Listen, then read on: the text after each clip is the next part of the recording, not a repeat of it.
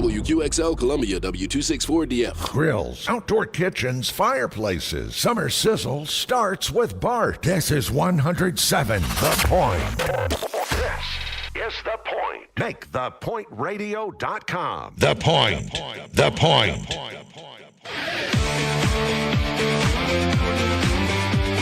This is Sports Talk with Phil Kornblut and Chris Bergen. Sports Talk is heard across the state on radio affiliates of the Sports Talk Media Network and is streaming live on SportsTalkSC.com, as well as Twitter, Facebook, and YouTube.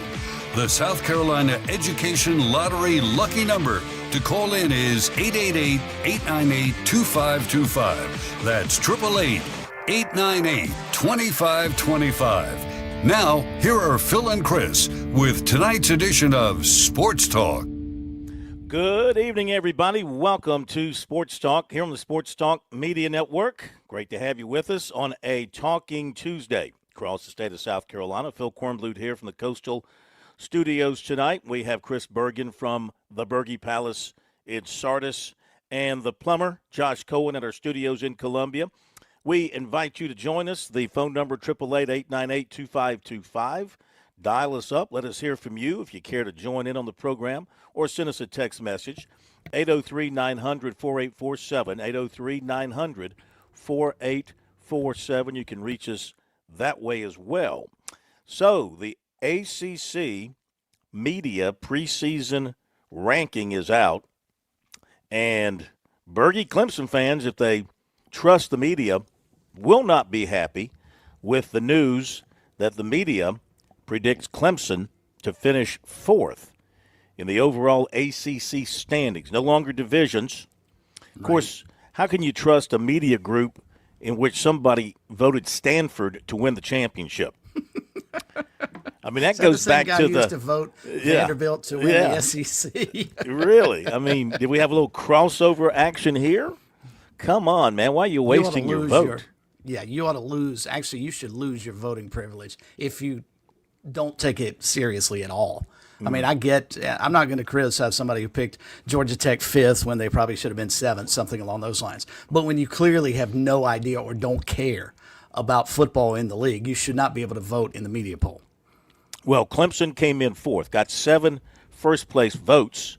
So they had the second number of first-place votes, but they must have been voted, for those who didn't vote them first place, they must have voted them well down to finish with 2,520 points, 49 points behind Louisville, which only got 4 first-place votes, but enough to finish third. SMU got 6 first-place votes to finish second. In Miami, 165 first-place votes to finish first. So looks like you had 182 of the media to vote. 183, forgot about the Stanford vote, 183 to vote in this poll. And so Clemson, by my calculations, going back and looking through previous preseason rankings, this is the first time since 2007 that Clemson was not voted first or second in a full ACC poll or a division. Now, keep in mind they went divisions. Can't remember the year they went divisional, but they were first or second in either the division or the entire ACC poll. First time since 2007. That's how far back I went to find a time when Clemson wasn't first or second. So the point is, it's pointless. That is the point, number one. It's pointless. It's meaningless, but it's good for discussion. Now, certainly Miami being voted number one with what they've got, the arsenal they have, quarterback they have, and SMU been very impressive in their short time in the ACC with maybe the second best quarterback. I think the biggest thing about Clemson, Berge, is people just don't know about the quarterback play. I agree. In the past, you've kind of had a pretty good idea. I mean, think about it. Going back to the days of Taj Boyd, Clemson's been pretty solid at the quarterback spot. If they didn't have a returner ready to step in, they had a replacement with some seasoning ready to step in. This is a year that they don't really have. I don't know. Do you consider Vizina to be a seasoned player ready to step in? I don't think he's played enough to be considered seasoned. I wouldn't classify him as seasoned. He is certainly a solid backup, and he has been throughout his career. And the few times that he got an opportunity to actually start a game, didn't look that bad at all last year. But no, in terms of season, I think you need to play more than 1 or 2 games. For sure. So I think that's the biggest concern about Clemson going in, and the fact that the Tigers were just an overall disappointment last season. Defense didn't play up to par. Didn't create much of a running game, etc. There were a lot of issues with that team last year, and you pay the penalty when you don't have a quarterback, and when you're coming off a poor year, you pay the penalty. So it's Miami, SMU, Louisville, Clemson, Georgia Tech, Virginia, NC State, Virginia Tech, Pitt, and Duke. That's your top 10. Then it's Florida State. I mean, 10 years ago, what are we now? Yeah, 10 years ago, 15 years ago, the idea of Clemson 4th and Florida State 11th in a preseason ACC poll, I mean, you would be pulled over for abusing some sort of substance if you suggested that. California is 12th. Then it's Wake Forest, Syracuse, North Carolina, Boston College, and Stanford with its one first-place vote. Stanford. So what do you think? What do you agree, disagree? Where is the biggest mistake here?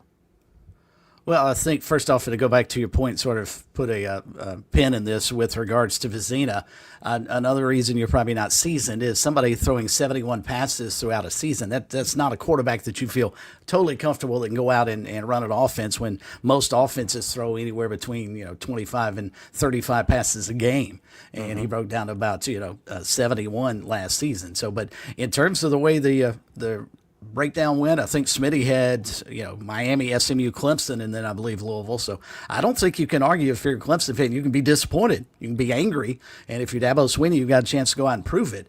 But nobody was. I'm surprised Miami, quite frankly, Phil, did not get all of the first place votes. The guys who voted, the guys or gals who voted Stanford and Florida State, number 1 in the league, are unserious about their job. Florida State's not winning the ACC. Neither is obviously Stanford. But I think I would have easily been – I'm more surprised that Miami didn't have an even wider lead over SMU than they do.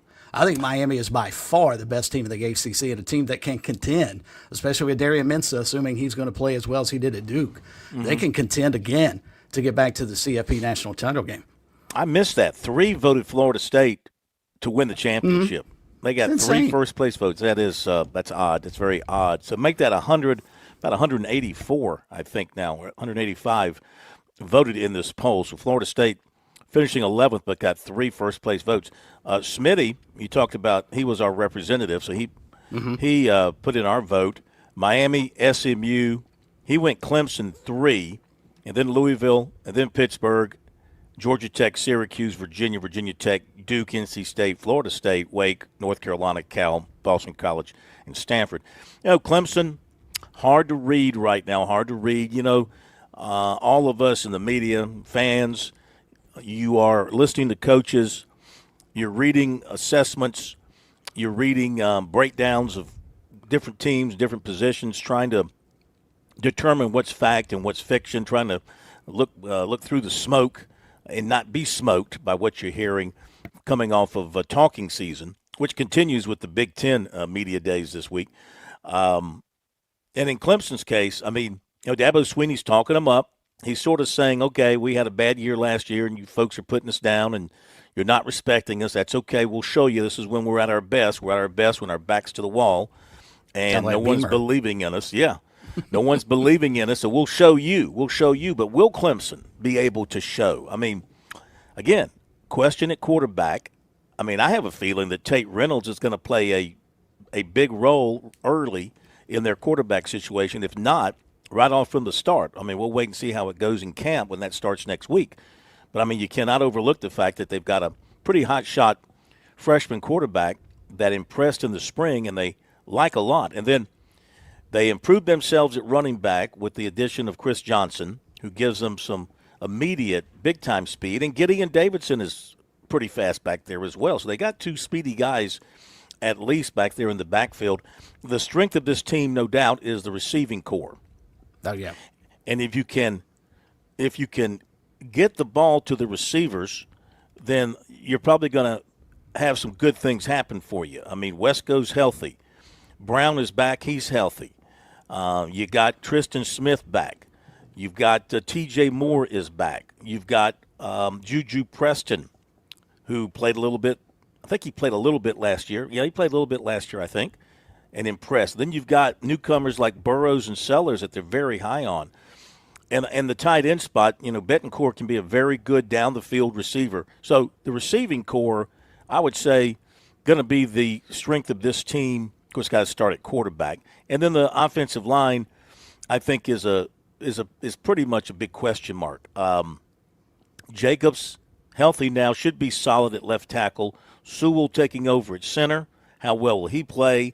O'Connell may be the right guard. Sadler may be the right tackle, or there could be some movement there. The thing is, and you got Thurman, who's coming off I think it was a knee for him. You got him at left guard. The thing is, Bergie, I mean, I think they're still a little bit unsettled on their offensive line going into camp, which is something you prefer not to have be the case.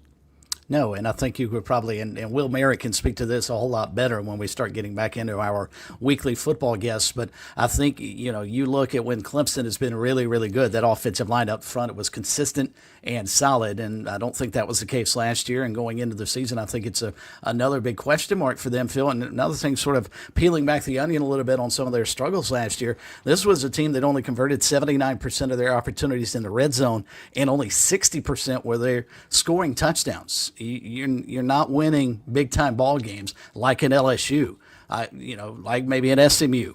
Some of the top teams that they may have to face to get back to where they want to be. Miami, obviously, if they want to win an ACC title, you can't be that inept. Well, inept's probably a little harsh word. You can't be that ineffective inside the red zone scoring touchdowns.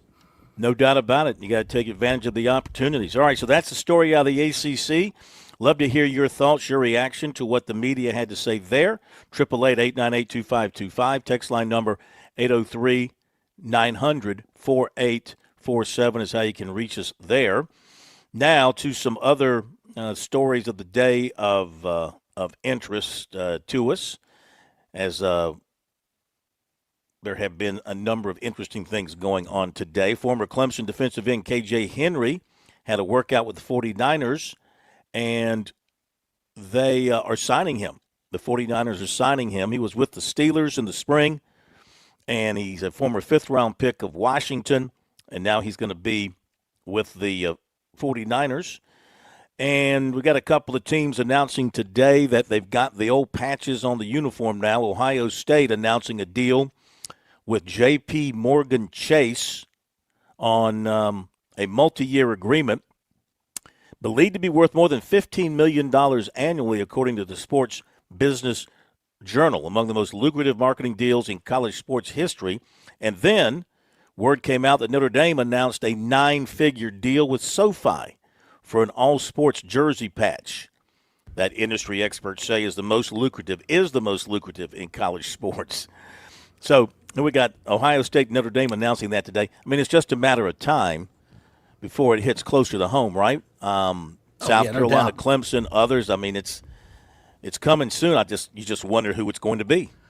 Well, and my question is, Phil, has the NCAA relaxed its restrictions in some regards, I guess, on direct alcohol advertising? Because let's face it, SoFi, J.P. Morgan Chase, no offense to us, as the bad boy here in Florence always calls football fans, football-headed bozos. Mm-hmm. I don't know that's the that's the kind of marketing you want. I mean, I'm thinking, food, beer, that kind of stuff. I think that would make a lot more sense on a jersey patch than SoFi, and certainly even J.P. Morgan Chase. First off, you're going to have to be able to read that on a jersey patch that you see up close for about 3 seconds. And then secondly, are we going as football fans, is that something we're going to think about? Hey, you know what? I need to check on my retirement after the game is over. Yeah, good point.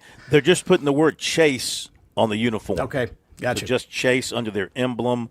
And SoFi, they make student loans and all kind of loans, and that could hit home. I see what you're saying, though, about the beverage and the food and the what's that seems the Big to Five? fit college athlete or college football in particular a whole lot better from a marketing standpoint. Yeah, I would agree. And I imagine we're going to see them popping up. We're going to see them popping up time to time. How about this? Learfield, the multimedia rights partner and NIL roster facilitator of dozens of schools, released today its annual NIL report. This is from Ross Dellinger, including $300 million in athlete sponsorship NIL this past year, more than doubling last year's total. So they are saying they did $300 million in sponsorship revenue for deals including NIL assets. Now, this hits home with me because I was employed by Learfield for 11 years. And, I mean, if I wanted to get a tank of gas on the company, I had to run it up the flagpole. And 9 times out of 10, it was shot down, or you can only get a half a tank. And now they're doing $300 million in athlete sponsorship NIL. I mean, what a change this company has made over the last 15, 20 years to get involved in everything it's involved in. But, I mean, there you go. That tells you, and this is just the Learfield with the schools they are involved with. $300 million in athlete sponsorship NIL this past year. That's mind-blowing, the amount of money being spent on college athletes. Well, and great to all the athletes who can reel in that kind of dough. But my question is, from a sponsorship standpoint, because we know advertising is all about selling product, how much of that $300 million came back in sold revenue? For instance, how many McDonald's Happy Meals were sold, because they had a wide receiver at Ohio State marketing their wares prior to the games on Saturday? Yeah. I think it'd be fascinating over the years to come back, 2, 3, 5 years down the road and find out just how much the NIL direct deals with the athletes has paid off for the businesses. Now, you know what? I think the businesses who throw their money into that don't care. Probably don't care. They want to support. They want to support their school. They want to support their team. They want to be acknowledged in the program or up on the big screen or whatever, and be acknowledged on the field as something that you get when you give that kind of money. I doubt they care if it returns. Maybe, I don't know. Maybe I shouldn't say that. People who have money, who have to spend money, they want to make money too. So I'm sure they want some return on their investment, but they're probably not that concerned about it. Mm-hmm. Lou Bajak reported today that the South Carolina basketball high school lower state championships will be leaving the Florence Center after a run there of about, 13 years? This was voted on for a while. I'm sorry, since 2013. So, about 13 years. Mm-hmm.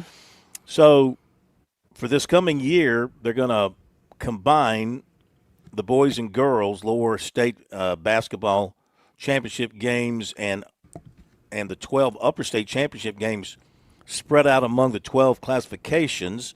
And the upper state games were moved a year ago to a single neutral site format. In the lower state, apparently they're going to have neutral sites decided on by the 2 teams playing in each game. So, like if it's 2 Charleston teams, they're going to pick a neutral site in the Charleston area. And you know what? This makes sense. Yeah. We've laughed about this, and we've complained about the fact that, upper state teams had to make that long ride to Florence, go back home, come back in a day or two, and do it again. It didn't make a whole lot of sense from a travel standpoint. No, it really didn't. And you know what this reminds me of? In a former life, I actually did high school football out in the state of Texas, and that's what they do. If you've ever seen the movie Friday Night Lights and you wonder why Odessa Permian is playing Dallas Carter in the Astrodome in Houston, that's exactly how they handle things. They leave it up to the schools. And I think this is actually probably a good idea for the high school league and for the schools because they can cut down on that travel budget. Yeah, I think it's disappointing from a Florence perspective because the Florence Center used to sell out, especially when you had a team like Wilson when they were really, really good. You couldn't get into the building when they were over there playing. So it's disappointing from that standpoint, but I think it makes a lot of sense for the schools. State championship games again this year will be played at the Colonial Life Arena. Mm-hmm. All right, let's hit the break, and we will come back with more. Love to hear from you. Reaction to Clemson voted 4th by the ACC Media. Do they know what they're talking about? ACC Media voted Clemson 4th. SEC Media voted South Carolina 11th. So are the media in the 2 leagues well off on their assessments? I would say well off on South Carolina and maybe a little bit off on Clemson. We'll be back in just a moment. It might be tough to picture your kid in college today, but it'll be here before you know it. Future Scholar, South Carolina's 529 college savings plan, makes it easy to start saving right now. You can start with any amount. Savings grow tax-free, and friends and family can chip in too. Discover the smart, easy way to save today at futurescholar.com. That's futurescholar.com. That's futurescholar.com.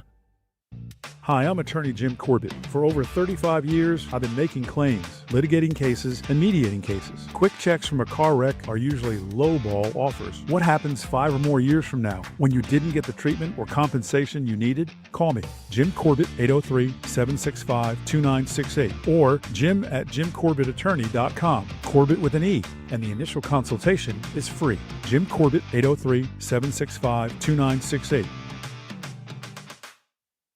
Plan your summer getaway with Founders Federal Credit Union. This year, make your dream adventure a reality with special rates on recreational vehicle loans. And for a limited time, we'll beat your current rate by 2%. Whether you're interested in an RV, motorcycle, or a boat, and you're envisioning a cross-country road trip, a weekend escape to the mountains, or spontaneous journeys wherever the road might take you, Founders makes it easy to finance your dream vehicle. Enjoy the freedom to explore, knowing you've locked in a great rate. Our team is here to help you every step of the way, from application to adventure. Don't let high rates hold you back. Let Founders help you save and get moving on your next big journey. Visit foundersfcu.com/RV loans for more details. Promotional rate ends July 31st, 2026. That's foundersfcu.com/RV loans. Terms and conditions apply. Membership qualification required. When I was in high school, my coach liked to say, "You don't rise to low expectations." And that's just always stuck with me. So with the help of my lottery-funded life scholarship, I was able to get a degree in secondary education. Now it's my turn to invest in my athletes, the same way my coaches did for me. Who knows? Maybe one day they'll do the same for someone else. Better coaches means a better South Carolina. And a better South Carolina means a better you. Visit sceducationlottery.com/betteryou.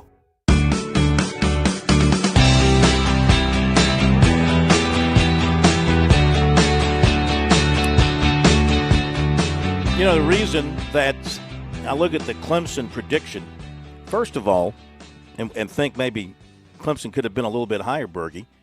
I mean, okay, let's give them some benefit of the doubt. Let's assume they're going to have a good quarterback. Let's assume the offensive line is going to play pretty well. Let's assume fair enough. These running backs are going to give them some pop and some speed. Let's assume Which I think they will. Yeah, let's assume the receivers are going to be as expected. Let's assume the defense is going to be better than it was last year. The schedule they play in the league is about as soft as it can be. The only team they play that's ranked ahead of them in this poll is Miami. So they don't play SMU. They don't play Louisville in the regular season. Georgia Tech's ranked behind them, and they host Georgia Tech. So logically, you'd say, okay, Clemson should be favored. Everybody else they play, they are ranked ahead of. So there's only one team that they play in the league that, based on the poll, would be favored, and that's Miami, and they get them at home. So, you know, if this plays out the way the ranking is, you would say, well, Clemson's going to have a very fine ACC record and might have a chance to finish first or second in the league. I'm wondering, Phil, because you bring up an excellent point, and it's almost like the voters, with the exception of Smitty and some people, the Clemson media who actually pay attention to the Tigers, probably never considered and looked in the schedule and saw, well, they ought to beat California, even with California's quarterback. They certainly should beat North Carolina. And then Miami, probably the game, if they're going to lose an ACC game, it's probably that one. They probably beat Virginia Tech at home. They go to Florida State, probably win that game, beat Syracuse. You can run through the list of ACC games, and you're right. There's no real daunting teams in there outside of Miami. So I wonder if this is as much, we think Clemson may be fourth just because we hadn't paid attention to them, and we think that Miami, which I agree, is better, and then SMU and Louisville might be better. But I wonder if this is a vote against Dabo as much as anything. Yeah, people out there have some issues for some reason. I mean, say what you will, last year was a stinker. No doubt. But you can't criticize Sweeney on his resume for his career at Clemson. And there's just no way, if you're being fair about it and being open-eyed about it. But, everybody's got their agendas out there. Okay, we'll be back in just a moment. On Point Weather, brought to you by our friends at Palmetto State Armory. On 107 The Point. Here's tonight's forecast. A chance for some evening and overnight showers. The low is 77. Tomorrow, another combination of sunshine and clouds. Less humidity, fortunately. The high tops out at 95. Thursday and Friday are looking beautiful. A lot of sunshine, highs in the low 90s, and much less muggy. I'm Cal Moss with your On Point local weather. Summer's not slowing down, and neither are we.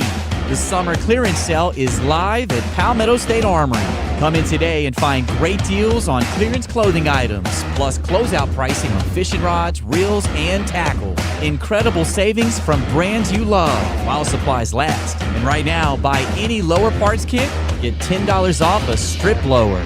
The summer clearance sale runs July 13th through the 30th, only at your local Palmetto State Armory.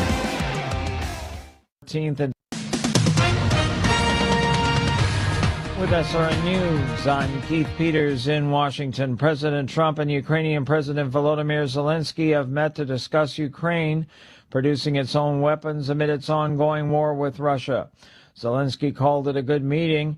Tuesday's White House sit-down followed a NATO summit in Turkey where Trump announced the U.S. will allow Ukraine to make Patriot defense systems.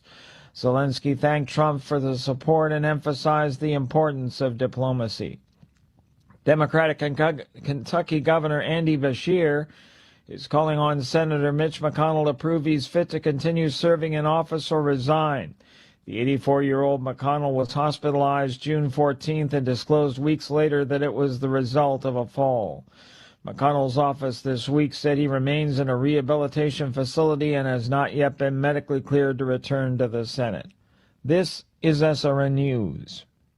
Hey y'all, this is Ted from Flight Deck Restaurant. We'd like to invite you and your family to dine with us. We have a great menu that's sure to please your whole family. We have fresh cooked burgers, big juicy wings, blue plate menu featuring country cooking, oven baked hoagies, fresh crisp salads, authentic Greek food like gyros, souvlaki, and baklava. We also carry 20 different premium cheesecakes and pies. Flight Deck Restaurant also has an arcade with 30 different games like Star Wars, Batman, Skee-Ball, Bass Wheel, Pac-Man, Galaga, and so much more. Flight Deck, your favorite family restaurant. Thanks y'all and God bless.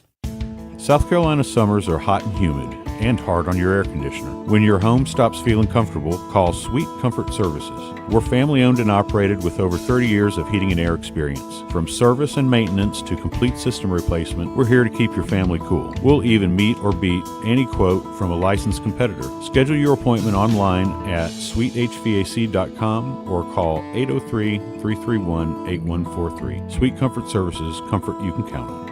Exciting news! Founders Federal Credit Union is offering a limited time rate on 15-month certificates and IRA certificates with a minimum deposit of just $500. Lock in 4.58% APY or 80% yield on a 15-month certificate. That's right, 4.58% APY. Or open a 15-month IRA certificate at 4.84 APY. Let your money work for you with guaranteed dividends. New and renewal certificates of $500 or more unlock an additional 0.25% dividend increase. Don't let this chance slip away. Certificates can be opened on Founders Online, the Founders app, or at an office near you. IRA certificates can be opened at a Founders office only. Not a member yet? Visit foundersfcu.com to learn more and see if you qualify for membership with Founders. Dividends compound quarterly. Rates accurate as of July 1st, 2026. Rates, terms, and conditions subject to change without notice. Federally insured by NCUA. Membership qualification required.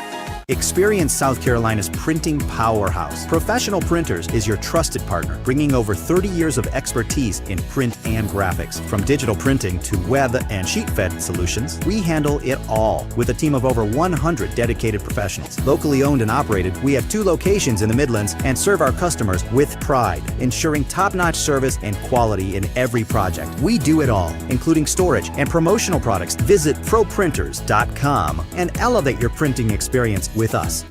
Welcome to the Dominion Energy Savings Challenge. Hi, I lined my windows with stuffed animals. So, how much will that save on my bill? Skip the hacks. Find upgrades, tips, and rebates at DominionEnergy.com/SaveMore. Program restrictions may apply. See website for details. This is Fran Halloran. Tune into my show, The Intentional Living Power Hour, on Thursday mornings from 9 to 10 for simple and practical financial coaching on The Point, 100.7 FM, 1470 AM, Columbia's local talk radio experience.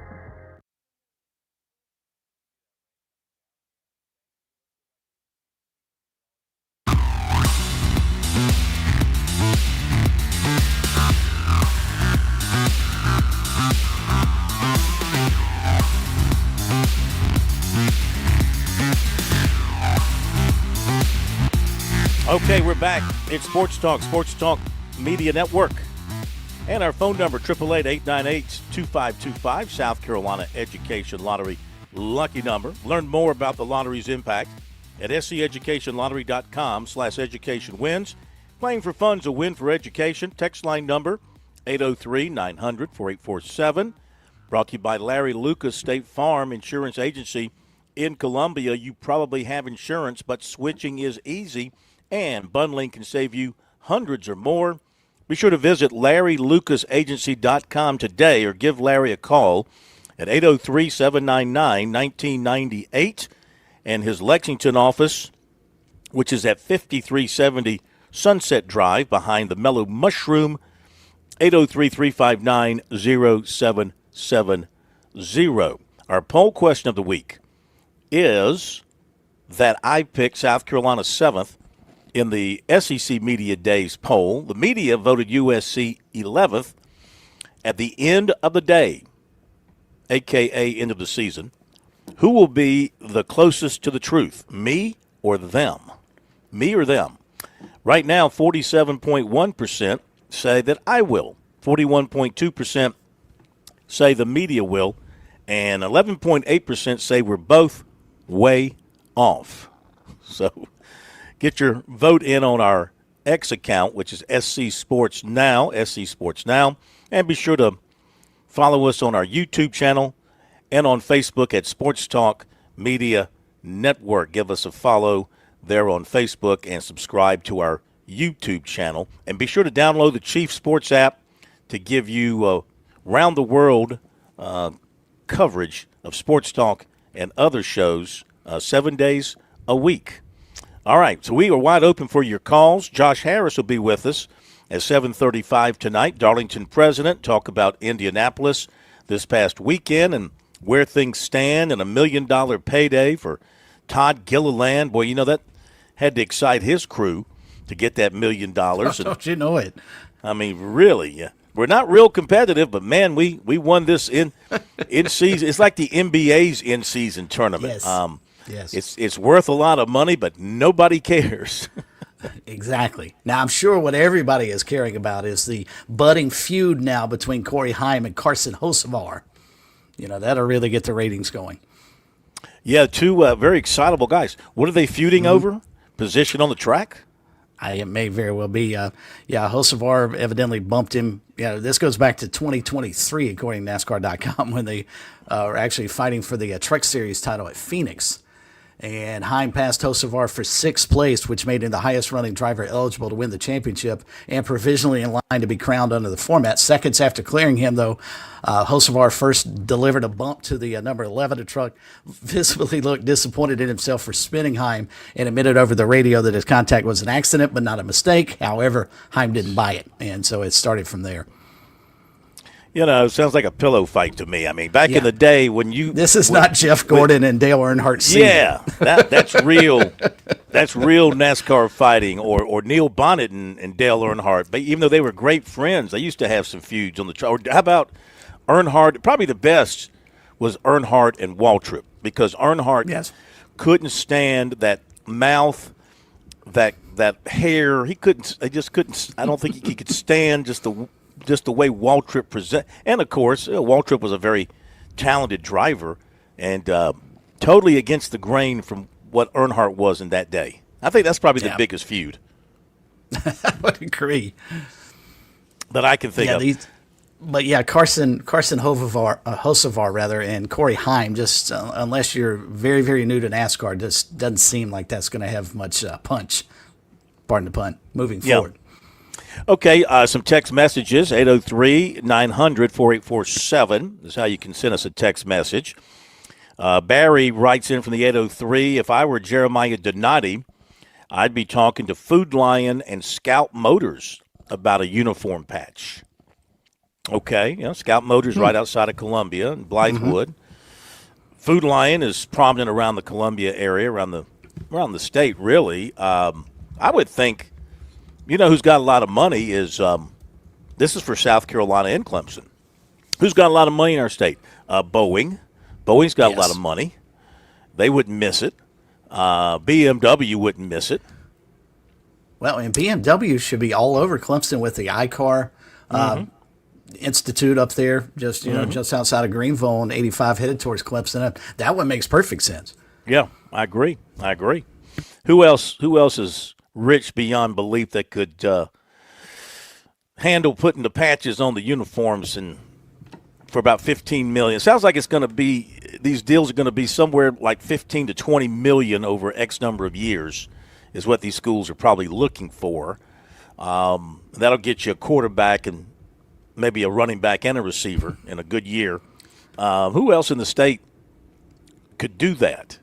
Anybody else come to mind? Well, I'm guessing Colonial Life is probably out of the mix with its already sponsorship of the basketball arena. So I'm guessing you probably don't want to double up what they're doing. How about I was going to say Prisma or MUSC. Mm-hmm. Yeah, Prisma or MUSC would be possible. Probably a law firm or two in the state could probably handle. How about Jim Corbett? Jim Corbett throwing a patch. Hit up Todd Ellis. What's his law firm? Couldn't tell you. But he is an attorney in Columbia, right? He is an attorney. Yeah. I guess it's Ellis and something. There's got to be some people out there who can step up. Gamecock Tony from Lancaster. We have a really good group of receivers. Do you see Lex Cyrus and Gidron getting any touches? They are really talented also. I mean, in the case of Gidron, second year in the program, and I think they expect some big things out of him. And Cyrus, they were very excited to get in as well. I would say that the South Carolina receiving core is deep as well. When you start with, of course, Nick Harbor as the primary go-to guy. And then you've got Mazio Bennett returning, a lot of snaps, needs to step up and have a bigger year. Yeah, no doubt. Yeah, you're right.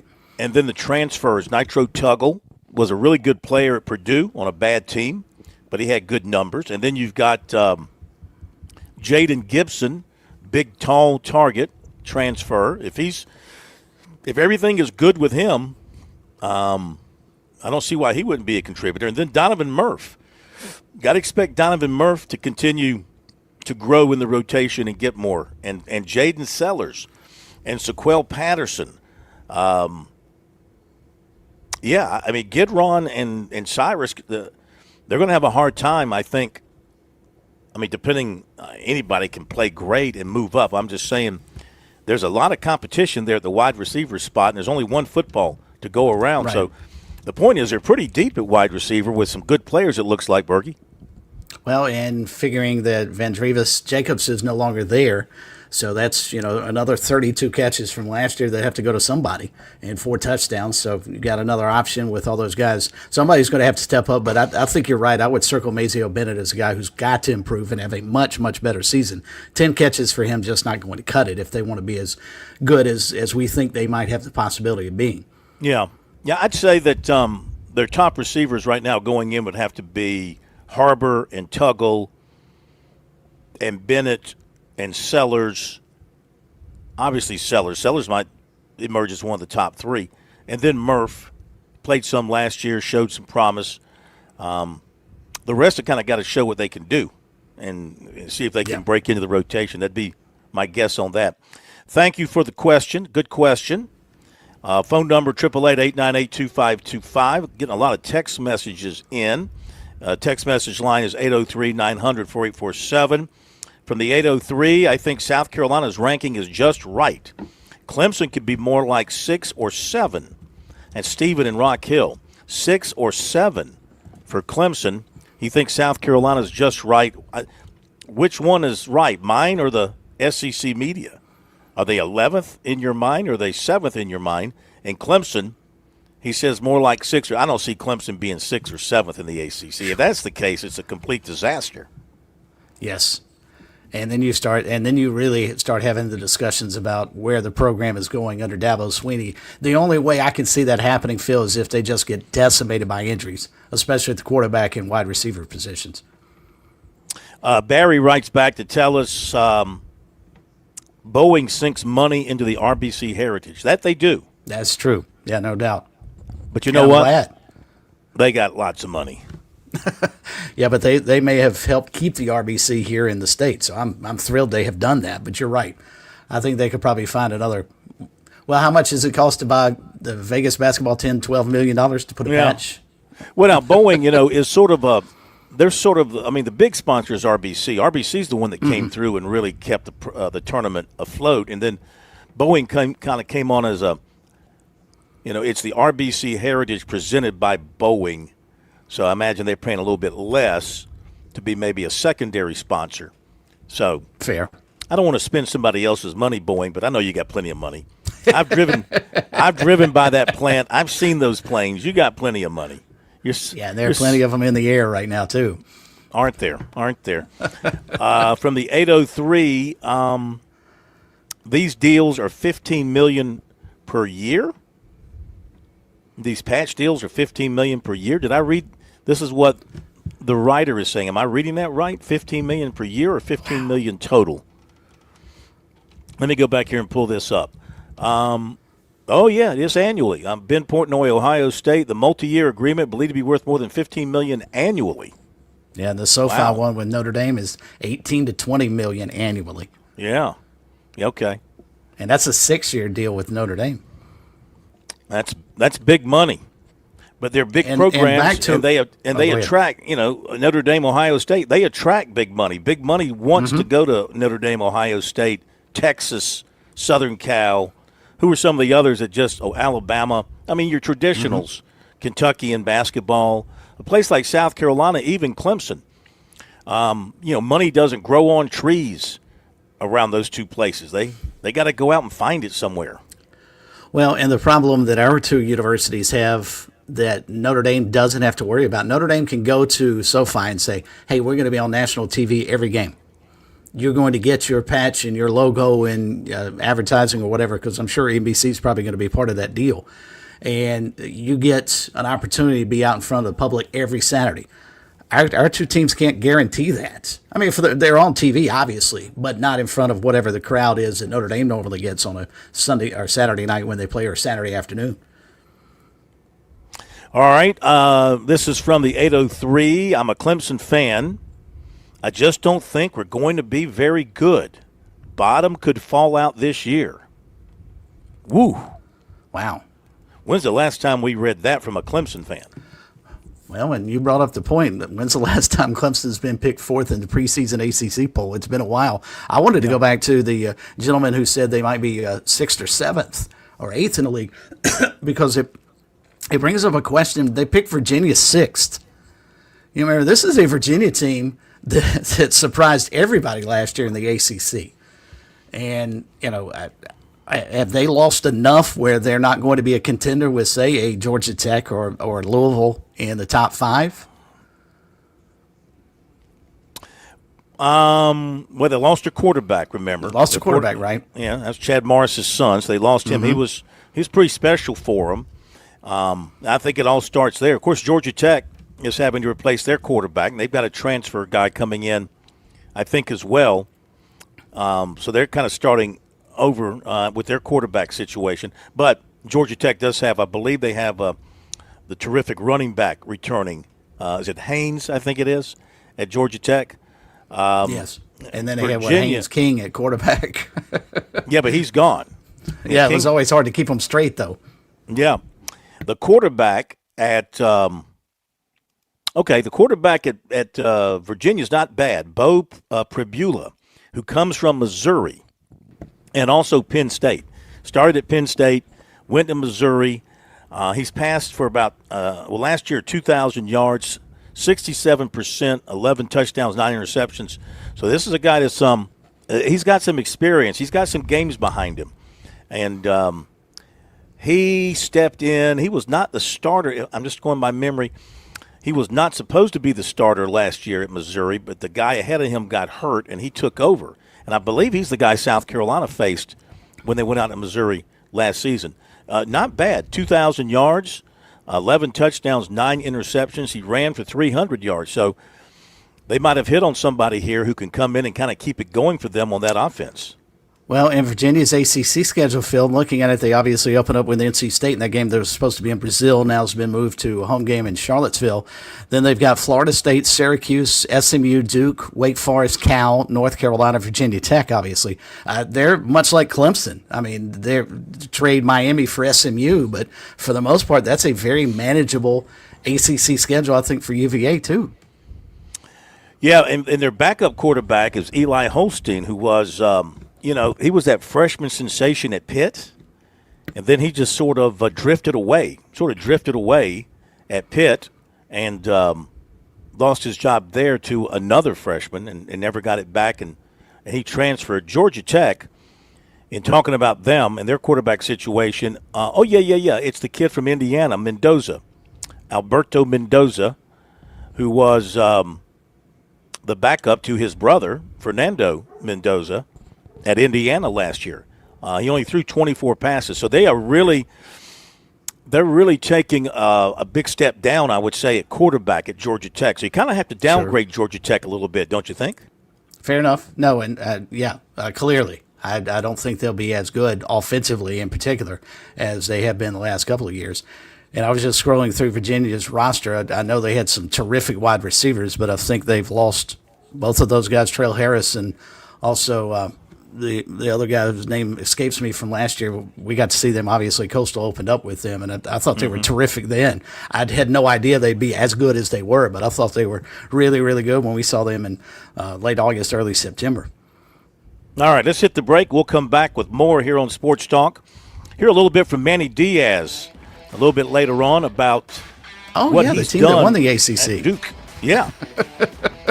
It was interesting going back and listening to his comments from ACC Media Day. He's like, we're not apologizing for playing in the ACC championship game last year. He goes, I know they came up with this rule breaker called the Duke Rule Breaker, but we got nothing to apologize for playing for the championship last year. But he talks about how he kind of puts his roster together on an annual basis. We'll be back. This is Major Billy Downer with the South Carolina Department of Natural Resources. Boating season is here, and as you get ready to go out on the water this spring and summer, make sure you have all the required safety equipment on board. Check for a sound device. A horn or whistle will suffice for most boats. Inspect all of your life jackets. Make sure they're in good condition and are the correct size for all of your passengers. If your boat is over 16 feet, you will need to make sure you have an approved throwable device on board as well. Remember, boating safety is no accident. If you want to reach sports fans, there's no better place than the Sports Talk Media Network. We give your business exposure on over 20 radio affiliates across South Carolina, plus online at SportsTalkSC.com and on our growing social media platforms. That means radio, digital, and social, all working together for your brand. Our audience is loyal, engaged, and they trust what they hear from us. We partner with local businesses, regional brands, and anyone who wants to connect with real sports fans. From live reads and sponsorships to digital advertising, we'll build a custom campaign to fit your goals and budget. Ready to advertise with Sports Talk Media Network? Visit sportstalksc.com/sales-contact. That's sportstalksc.com/sales-contact. Sports Talk Media Network, advertising that reaches sports fans. Hi, I'm attorney Jim Corbett. For over 35 years, I've been making claims, litigating cases, and mediating cases. Quick checks from a car wreck are usually lowball offers. What happens 5 or more years from now when you didn't get the treatment or compensation you needed? Call me, Jim Corbett, 803-765-2968, or jim@jimcorbettattorney.com, Corbett with an E, and the initial consultation is free. Jim Corbett, 803-765-2968. The Sports Talk Recruiting Report is sponsored by Seawell's Catering.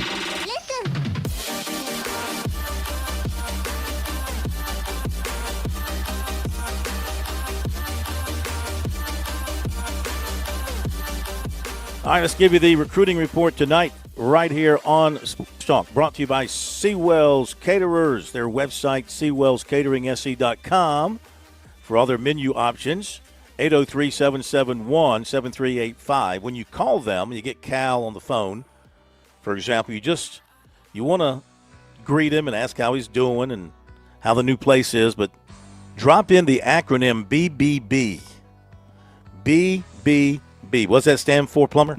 Yes, please. Bring back buffet. Bring back buffet. Or if you add another B in there, bring back B-Wells buffet. Let's don't overdo it. I might stand out front of their new place on in the fairgrounds off of Rosewood Drive with a sign. BBB. You gonna protest? Bring back. I'm gonna get a. You know what I'm gonna get? Here's the idea. Of course, get a TRO. I'm gonna get a temporary restraining order. An injunction. We're going to sue Seawells against Seawells to force them to bring back the daily luncheon buffet. But for now, the focus is on their terrific catering business for about 80 years. You know Seawells as the best business in South Carolina when it comes to catering because it's a family business, and they take great care in making sure your event is all that more special because of the catering. So, again, that number for Seawells, 803-771-7385. All right, safety, C.J. Craig James, 2028 class. He's 6'3", 185 out of Birmingham. Clemson made his top 12, announced earlier this week, with Auburn, Florida, Cal, Miami, Georgia, Vanderbilt, Alabama, Notre Dame, Ohio State, Oregon, and LSU. He said Clemson really didn't get in on him until June, and Coach Eason came in and watched him practice. Then on June 15th, the entire staff started hitting him up. Like he calls it a blitz. They started coming after him real hard, so that kind of got his attention. He says he likes how intentional the Tigers are in their recruiting efforts, and he likes how they care about developing young men, not just football players. But they haven't offered yet. You know, Clemson's a little bit slow to offering some people. So he says an offer from Clemson would certainly mean a lot. Even without the offer, though, he's got Clemson in his top 12. I think he's feeling like the offer is going to happen at some point. Outside of Clemson, Georgia, Miami, Alabama, and Notre Dame are kind of standing out to him. By midseason, he hopes to have a top 4, and then from there he will get down to deciding on a school. And he plans to make his first visit to Clemson for the Georgia Southern matchup, and he hopes to get his offer there. Interesting to see what kind of mood will be around Death Valley for that particular game, because they'll be coming off their game at LSU. If the Tigers win that game at LSU, I think that their Death Valley is going to be rocking and as crazy as ever. If they lose to LSU, you know, the fans, it'll still be a great environment, but they're going to be disappointed. They're going to kind of feel like, well, there goes the playoff hopes, which isn't the case at all. You still have a chance to get into the playoffs through the ACC. So we'll see how everybody feels coming off that trip down to LSU. A couple of basketball notes. 2028 6'3", J.J. Gray is leaving Carolina Forest to join Queens Grant High School in Matthews, North Carolina. He is the son of Coastal coach Justin Gray. You ever see JJ? Text, I have. A solid player. Another one, unfortunately, leaving the state of South Carolina. Sent coach a message. Haven't heard back from him. But, you know, Justin grew up, his dad grew up in the Charlotte area. So not surprised if he were to transfer that he would come to someplace that was, say, a little bit closer to home, if you will. Mm-hmm. According to Jamie Shaw of Rivals, Clemson is one of the schools involved with 6'7" Jayon Connor of Louisville, North Carolina. That's in the 2027 class. And another football note, Clemson and South Carolina target 2028 offensive lineman Brendan Hall of Charlotte was offered by Virginia. Of course, his dad played at Clemson, Les Hall. So he's a Clemson legacy. But South Carolina is very involved with him as well. They have made him a prime target for their offensive line. And so he likes them as well here early on in his recruiting. Okay, that is recruiting brought to you by Seawells, and we'll be back.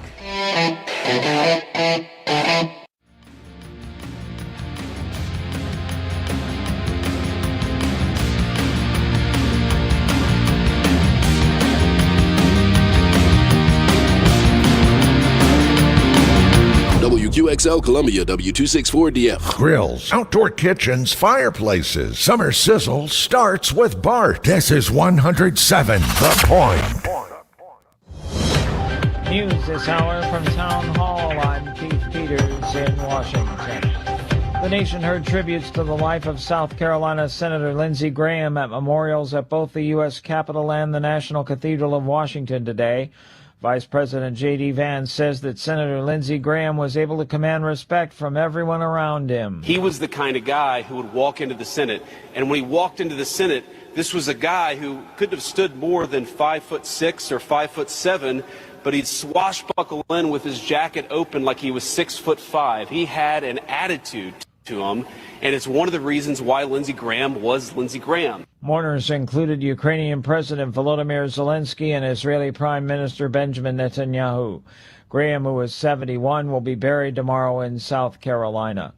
Johnson & Johnson is proposing a multi-billion-dollar talc settlement to end a marathon legal fight. Johnson & Johnson has agreed to pay $5.5 billion to tie up remaining lawsuits that claim its talc products caused ovarian cancer. The drug maker has been dealing with talc-related lawsuits for years. It says the settlement requires at least 95% of remaining claimants to participate.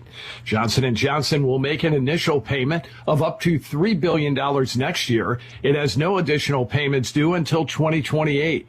A U.S. bankruptcy judge denied a $9 billion settlement proposed by company's subsidiary Red River Talc last year. It would have been one of the biggest mass tort settlements in history.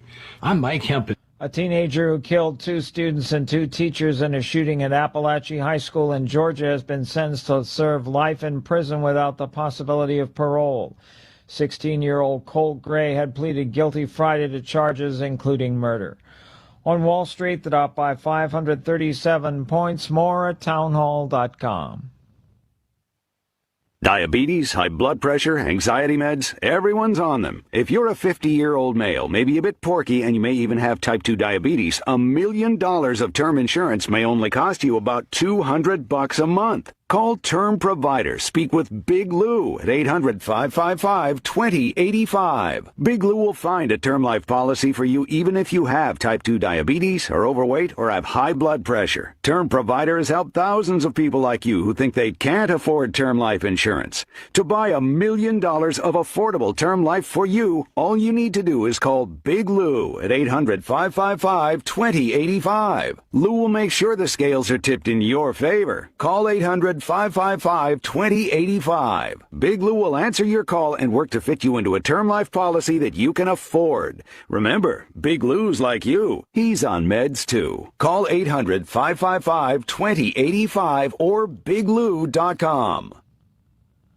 A federal judge has temporarily blocked Minnesota's law banning prediction markets. Bob Agnew reports. The decision marks a clash between President Trump's administration and the states over regulation. U.S. District Judge Catherine Menendez found that the U.S. Commodity Futures Trading Commission, along with prediction platforms Kalshi and Polymarket, are likely to succeed in their challenge to the law. They all argue that federal law gives the CFTC exclusive jurisdiction. Minnesota Attorney General Keith Ellison disagrees. He insists prediction markets amount to gambling, and he plans to defend the state's law. Bob Agnew reporting. The Federal Reserve is expected to keep its key interest rate unchanged when it meets Wednesday, but Chair Kevin Warsh is under increasing pressure to hike rates soon. a move that could provoke ire from President Donald Trump, who appointed him. News and analysis at townhall.com. From Washington, I'm Keith Peters reporting. On Point Weather, brought to you by our friends at Palmetto State Armory. On 107 The Point. Here's tonight's forecast. A chance for some evening and overnight showers. The low is 77. Tomorrow, another combination of sunshine and clouds. Less humidity, fortunately. The high tops out at 95. Thursday and Friday are looking beautiful. A lot of sunshine, highs in the low 90s, and much less muggy. I'm Cal Moss with your On Point local weather. WQXL Columbia, W264DF. Grills, outdoor kitchens, fireplaces. Summer sizzle starts with Bart. This is 107 The Point. This is The Point. Make thepointradio.com. The Point. The Point.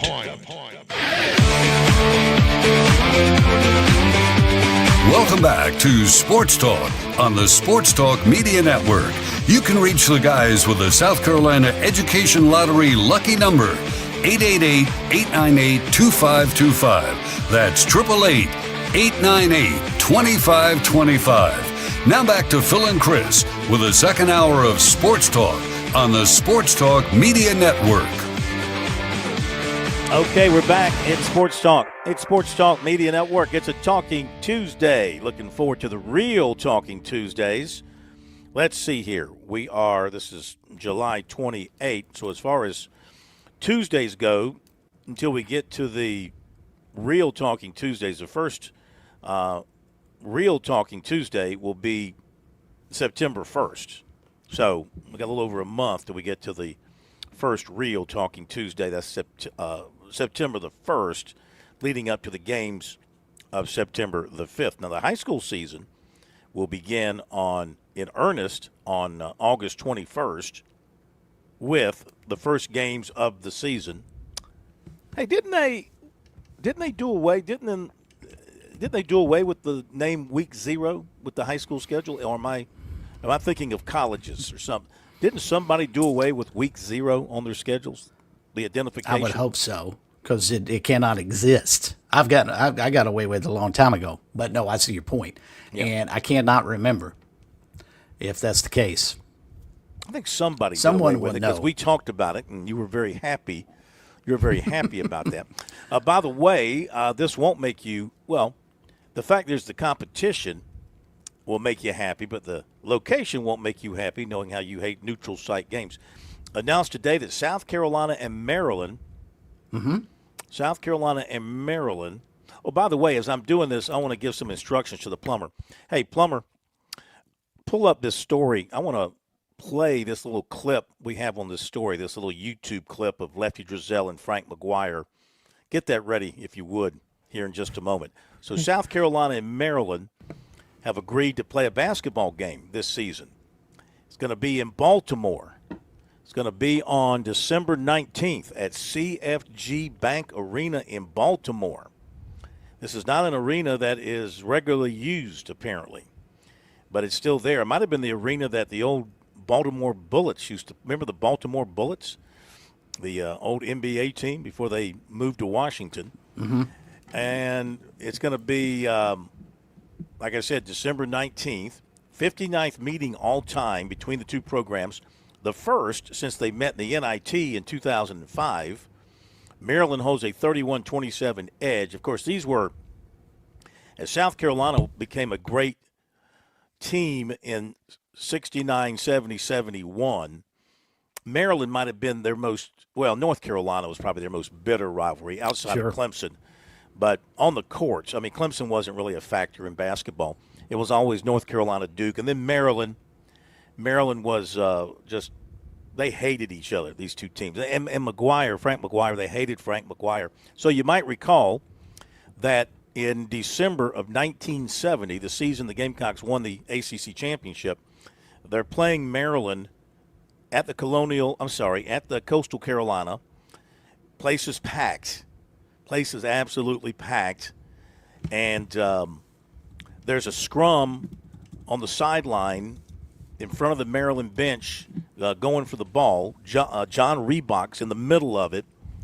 And Maybe it wasn't in front of the bench, but it was on the sideline, maybe in front of the scorer's table.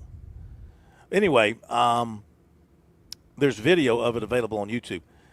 And a fight breaks out, and supposedly, allegedly, historically, John Reebok punched Lefty Driesell as that fight was taking, and it was a wild brawl. It was a wild brawl, and Reebok got his punches in and allegedly hit Lefty Driesell, who was in the midst of it all himself. So here I found some video and some audio of an interview with Lefty Driesell first and then Frank McGuire following right behind him talking about this incident. So here it is, first Lefty and then McGuire. The Gamecocks were involved in one celebrated brawl that season against rapidly improving Maryland and its colorful new head coach. The funniest thing that happened, I think, was after the game, we came in a locker. I mean, after the fight, we came in a locker room. Everybody, a lot of them's jerseys was ripped off. My lip was swollen up, you know. And we had this one guy on the team who's a character named Darryl Brown. Darryl came in and said, "Coach, I got to get my hand x-rayed. I know I knocked two guys completely out." Said, I broke my hand. So we wrapped his hand up and took him to the doctor, had it x-rayed. They said there's nothing wrong, right? So the next day, we go back to the basketball office, and we're looking at the film. And you see the fight break out, and here's Darryl. You see Darryl running, hide underneath the bleachers. He's underneath the bleachers watching, you know. He never hit anybody. He was hiding underneath the bleachers. He told us he broke his hand, so that's what I remember, the funniest thing about it. Lefty made a mistake. Lefty ran out in a boys' game. He was the first one on the court. We always laugh about this, Lefty and I. He said, I looked around, there's McGuire fixing his tie and his cuffs, you know. I said, boy, hey, a young man out there, you get killed. He made the mistake of jumping on John Reebok's back. John didn't know who was jumping on his back. And I don't think John really hit him, because if he did, Lefty wouldn't be walking around. The fighting reinforced South Carolina's desire to leave the ACC. All right, there you go. That was off of YouTube, and yeah, that was quite the game. And that arena was like, you know, almost a riot. I think broke out in there. I wasn't at the game. Great. I wasn't at the game. Yeah, that's the kind of passion. I mean, nobody wants to see fights. Nobody wants to see fights and things like that. But I mean, that was the kind of emotion and passion that followed the Gamecocks at every ACC arena that year. Every ACC. South Carolina was they were the villain. They were the villain around the ACC because they had announced they were leaving. This was their last year, and they were the villain. And McGuire always had his issues with Everett Case at NC State, and his issues with Vic Bubas at Duke, and, of course, his issues with Dean Smith and those at North Carolina. So, man, that stuff ran deep. And, of course, Lefty was at Davidson, and South Carolina used to play Davidson, and Davidson was good. They had a big guy by the name of Mike Malloy. Don't know if you ever heard that name before. Don't remember Mike Malloy. Look up Mike Malloy. He was probably the best player you never heard of in college basketball at that time because he played at Davidson. And, you know, Davidson was overshadowed by all the ACC teams. He was a great player, and Davidson could play with anybody back then. Even before they had Steph Curry, when Lefty was there, Davidson could play with anybody. And he left Davidson. He goes to Maryland. He makes Maryland into a national power. And he said after that game, too, it wasn't in that clip, but he said after that game to the media, he said, because there was a return trip to College Park that South Carolina had to make. And he said, I cannot guarantee the safety of the South Carolina basketball team. I remember that quote. Yeah. And it's funny, Phil, listening to those two guys talk, you didn't have to tell us who they were. Yeah. Because you recognize Lefty Driesell immediately when he opens his mouth. And the same with Coach McGuire. Yeah. With that New York accent. You knew exactly who those two guys were. You didn't have to say who they were. We could have been talking about any basketball game, and I said, well, that's Coach McGuire. That's You Lefty. cannot tell me that if you lived in that era and now you live in this era, you cannot tell me that today's era of college sports is better than that era of college sports. You just can't. You can't convince me. The smaller conferences, the conferences meant something. Mm-hmm. Yeah. It wasn't, you wanted to win the national championship, but you wanted that conference because the conferences were small and they were regionally aligned. And in a lot of cases, they were similar schools, you know, and had same kind of academic desires and players stayed for 4 years. Everybody knew everybody's roster. The rivalries grew between the coaches and the players, between players and players and coaches and coaches. You don't have that today. It's just impossible in today's world. And it's a shame that we have killed that element of the college game, because that was special, man, to have that was must-see sports. Every night an ACC game was on, whether it was South Carolina playing or it might have been Virginia playing Wake Forest. Those games were fantastic. You had to see them. And and Phil, and to illustrate your point further, what's even more disappointing is Carolina and Maryland, who were clearly arch rivals in the ACC, have not played in over 20 years in basketball, and they wouldn't have played even that matchup had they not met in the NIT. Yeah. Yep. Well, it's good to see they're going to get back together this season in Baltimore, and it's just a one-game deal. It's not a return. It's not a home and home or anything like that. It's just a neutral site, just a neutral site game, Bergie. That will probably draw. I don't know the size of that arena. I don't know how many Maryland fans will. I mean, listen, today's Maryland fans, they have no angst against South Carolina. No, because they're in the Big Ten. Yeah, that makes them a lot of That's right. sense. Not even in the ACC anymore. They don't carry on their grandfather's hatred toward South Carolina. I mean, the story, you can read the books. You can go back and read the newspaper accounts, the stories of the fans throwing hot pennies on the back of the Gamecock players when they sat on the bench. They heat up pennies and throw them on their back.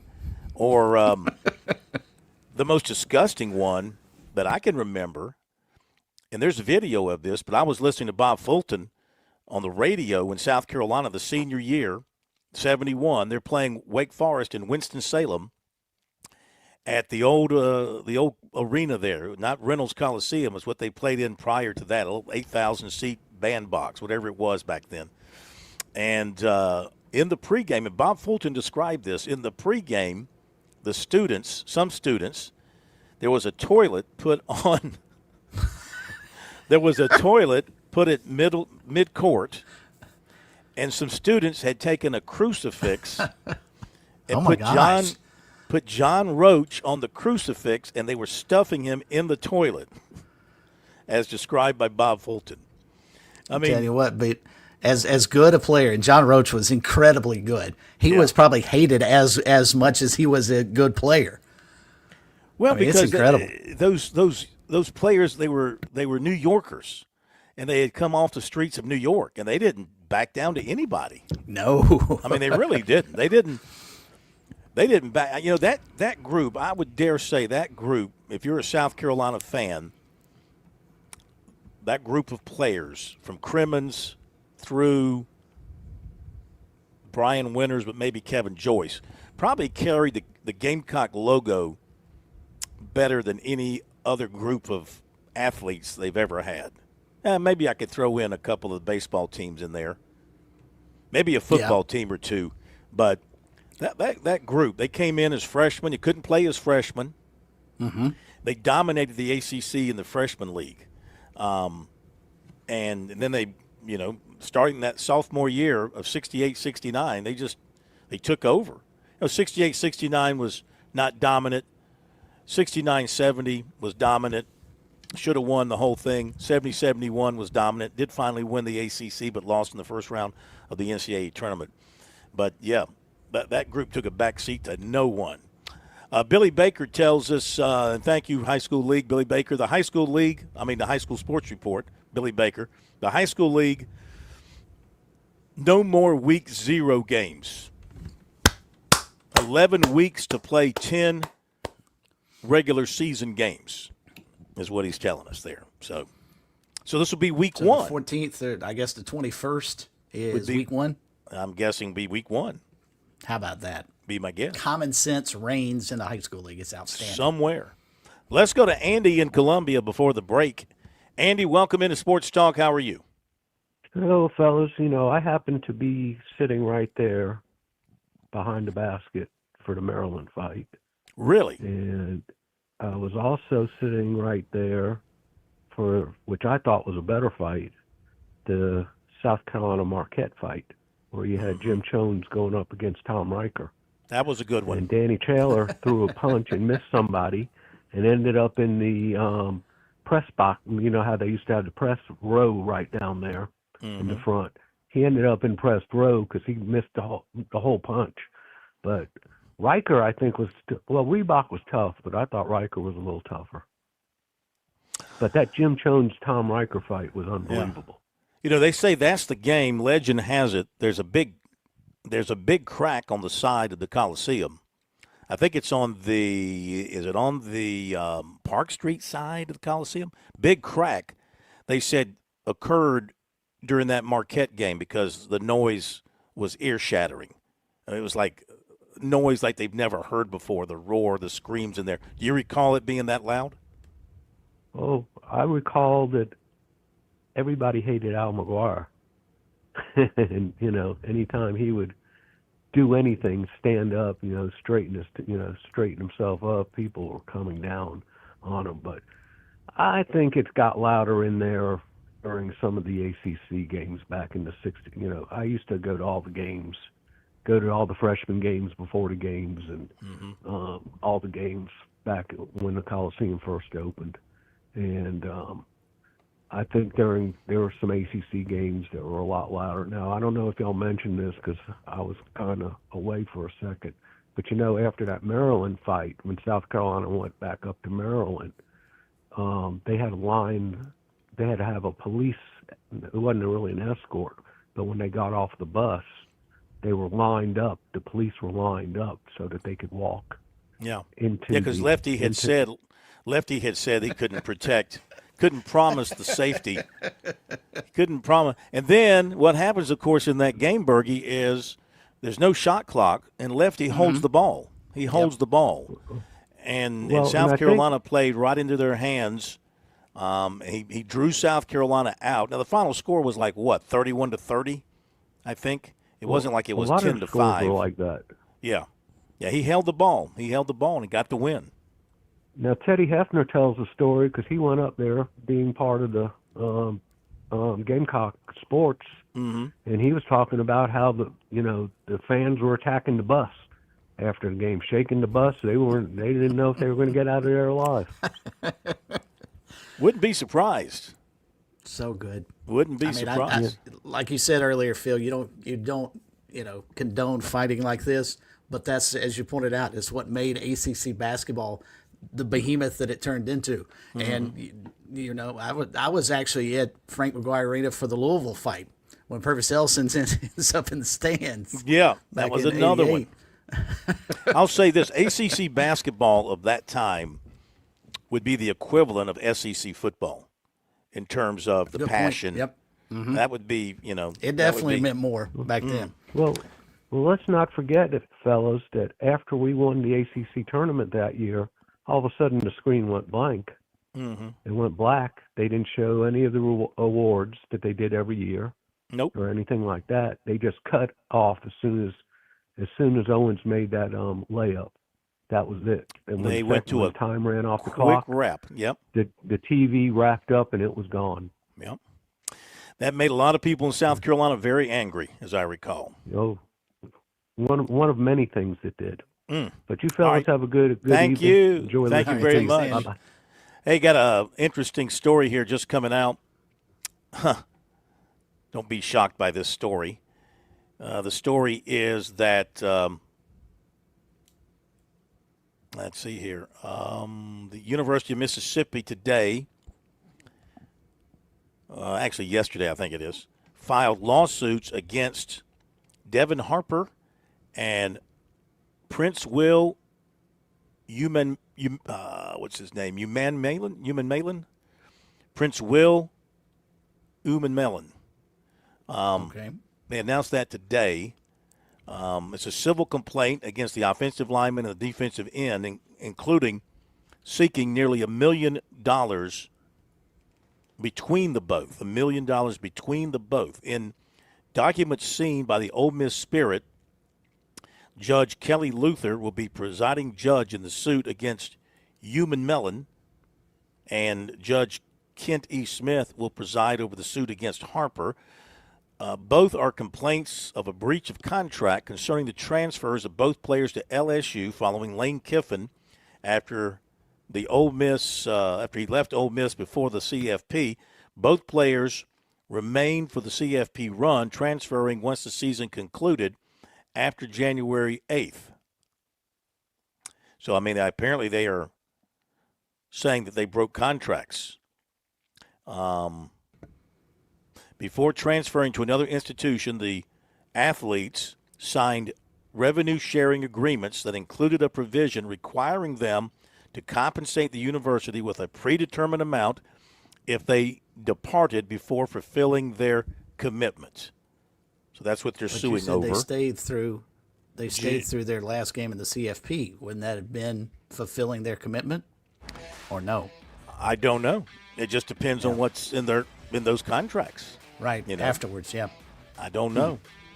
But my point is, I think we said at the very beginning of all this stuff that eventually you're going to see these kind of lawsuits start to happen. Oh, yeah, no doubt. Too much contracts money being broken both ways. Players feeling like schools are breaking contracts and vice versa. And I think this is just the beginning. Be right back. There's a lot of things we take for granted in our lives. Your home's AC will run cool. Your drive-through coffee will be hot. And the car will start when it's time to take your kids to school. It's when things don't go as planned that you start thinking about who to call and where to turn. The good thing is, you can prepare for life's most difficult days by calling the Larry Lucas Agency today. Larry is a State Farm agent that has been taking care of people across South Carolina for more than 2 decades. You probably have insurance, but switching is easy, and bundling can save you hundreds or more. Most importantly, the Larry Lucas Agency can help you choose the protection you want at the price you want. All backed by South Carolina's #1 home and auto insurance company. Visit LarryLucasAgency.com today or give Larry a call at 803-799-1998. Like a good neighbor, Larry Lucas State Farm is there. Traveling can be the worst, especially when you can't find your favorite show. Well, don't worry. We've got the perfect way to keep up with everything happening in the Palmetto State when you're away from home. Just pull up the Chief Sports app on your mobile device, and you can listen live to Sports Talk. All right, welcome in, everybody. Sports Talk Media Network. So the next time you can't find us on one of our great radio affiliates, just log on to the Chief Sports app, the best way to stay connected with the Sports Talk Media Network. There's people that go their whole education without having an African-American teacher. So when I received my lottery-funded life scholarship, I knew I wanted to choose a school that had the Call Me Mr. program. Their mission is to recruit and retain teachers to be those role models for students in underserved areas. And that's what I want to do for my students. More role models means a better South Carolina. And a better South Carolina means a better you. Visit sceducationlottery.com/betteryou.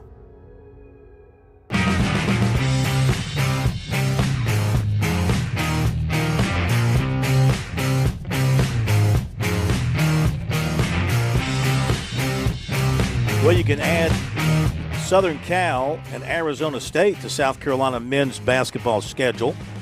John Rothstein reporting that the Acrisure series in Palm Springs, the Pod 1 matchups are set.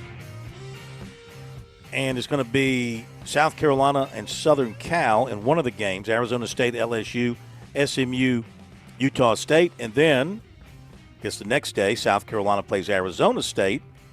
Southern Cal plays Utah State, and LSU plays SMU. That's the Acrisure series in Palm Springs. Let's go to Keith in Camden next up here on Sports Talk. Keith, welcome into Sports Talk. How are you? I'm doing great. Phil, Bergie, hope you both are. Yes, sir. Doing well, sir. Good. Just, we keep talking about, we've seen the projections and, realistically, I'm hopeful, 8, 9, 10, would be unbelievable, but it could be 6 or 7. But my question to you guys is, looking at the overall position, we've seen one good year, one so-so, fall off. What are we going to be positioned after this year with key components, being quarterback, running back, other areas of the offense. If we don't do it this year, what does the following year look like based on what we have or projected coming in? And enjoy the show. Y'all have a good evening. So you're already worried about 27. He's already worried. Forget 26. Yeah. Let's move on. He's already worried about 27. Well, I mean, look, in all likelihood, you're going to have a new quarterback.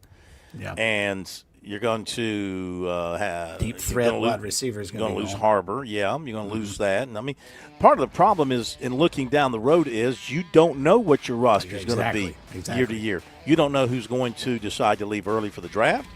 You don't know who's going to enter the free agent market, So you don't know who you might pick up from the free agent market. So let's take it 1 year at a time.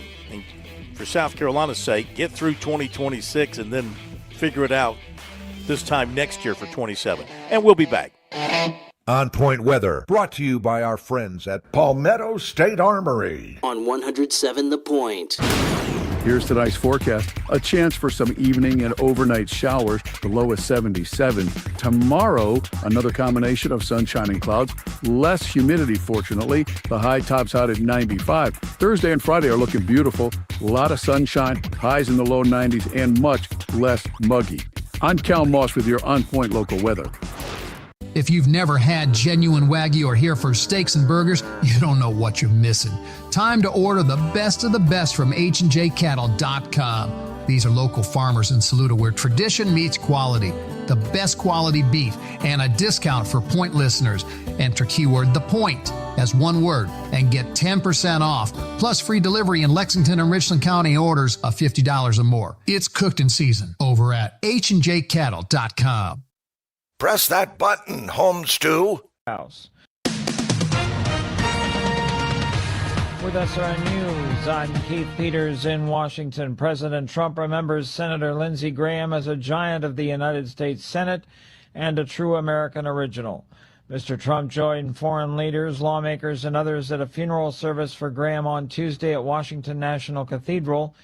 In his remarks, Trump said Graham was the first person to make you laugh and one of the last people that you'd really ever want to fight. A Northern California lifeguard is being hailed as a hero after saving a boy from pounding surf. The dramatic rescue at Seabright Beach in Santa Cruz caught the attention of President Trump. The president said Tuesday that he would invite the lifeguard and possibly the boy to the White House. On Wall Street, the Dow by 537 points. The Nasdaq dropped 55. The S&P 500 advanced by 15. More details at srnnews.com. What do Scarlett O'Hara, Jaws, and 1984 have in common? They're frequent examples in our story conversation on Right on SC. Join me, Casey Whitener, and my co-host Rex Hurst every Saturday morning at 9 a.m. Learn more about the show at rightonsc.blog. Are you tired of that dripping faucet driving you crazy? Is your drain doing more of a gurgle than a flow? Don't despair. Franklin Plumbing and Drain Cleaning is here to save your day. Serving our community as locally owned plumbing experts, Franklin Plumbing tackles everything from minor leaks to major clogs. And we're talking fast, friendly, reliable service. They respect your home. They respect your wallet. Josh and his team offer upfront pricing, and that's important. This team I'm talking about, they're fully licensed. They're insured technicians. They're ready for any plumbing crisis that you might encounter. Whether it's routine maintenance, a stubborn blockage, or a total plumbing overhaul, they'll get the job done right the first time. They've been out to my home, my brother's home, even his business. I'm comfortable, very comfortable, bragging on Franklin Plumbing and Drain Cleaning. Stop letting plumbing problems disrupt your life. Call Franklin Plumbing and Drain Cleaning today and experience the difference that true expertise makes. Visit their website, franklinplumbing.sc.com, or give them a call, 799-2222. That's 799-2222. Franklin Plumbing and Drain Cleaning. Hey, this is Ray. And Mary Ann with Absolute Glass. And we're happy to have been voted Lexington's best glass store for 15 years in a row. Many drivers are unaware that your cracked windshields can be replaced, usually at absolutely no cost to you. If all the high-end car dealerships in town can trust us to do their glass needs, so can you. We service the Midlands both at our shop in Lexington, but we are also happy to come to you at home or work. Find us online at AbsoluteGlassInc.com. And remember, if you can see through it, we can do it.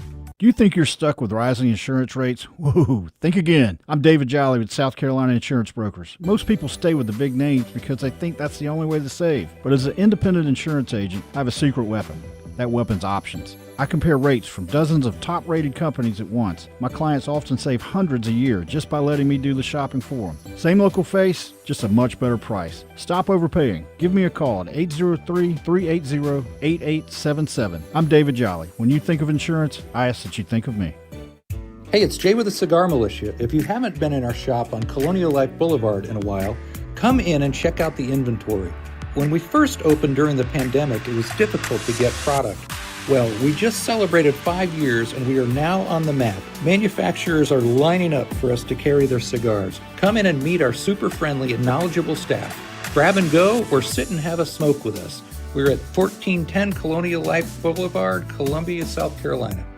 Join us weekday mornings at 7:31 a.m. for Straight to the Point with Pastor Steve Williamson. That's Straight to the Point, weekday mornings, 7:31 a.m. here on The Point, 100.7 FM.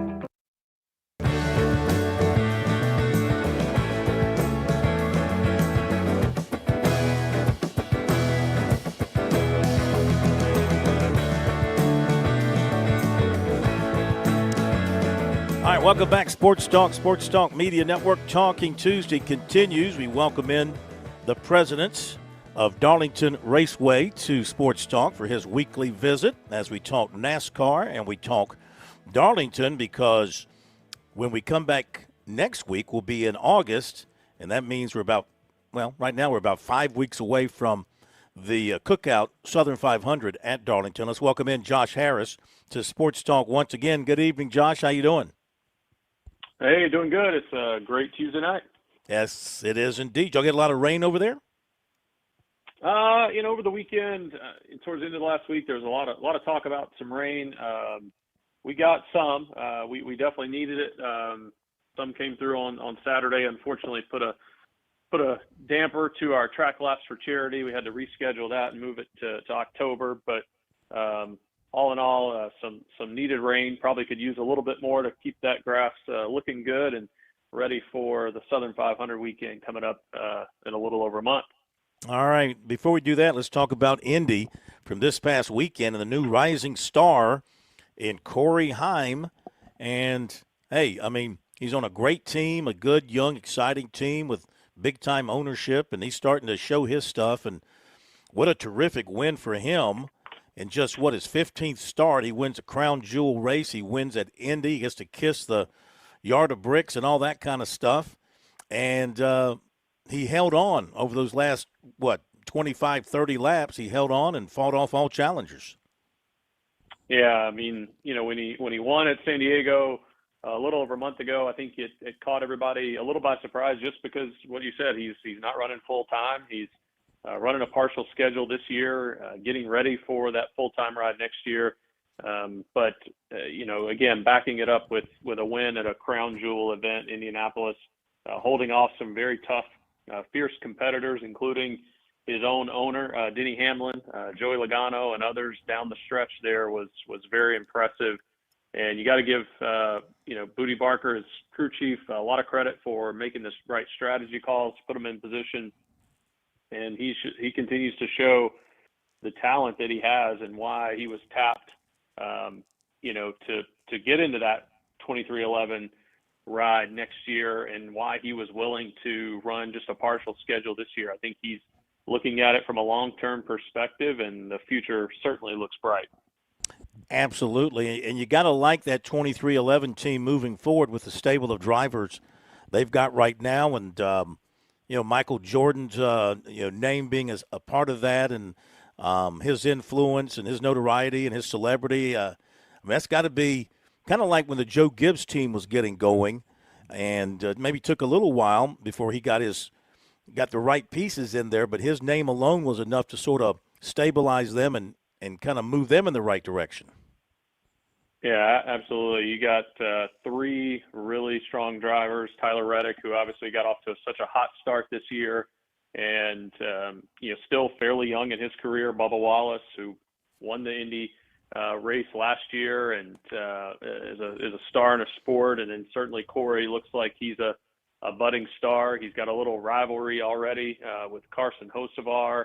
You've got a predominant team owner from within the sport in Denny Hamlin. So, yeah, there's a lot of similarities to Joe Gibbs when he came into NASCAR, got his start with Michael Jordan and teaming up with Denny.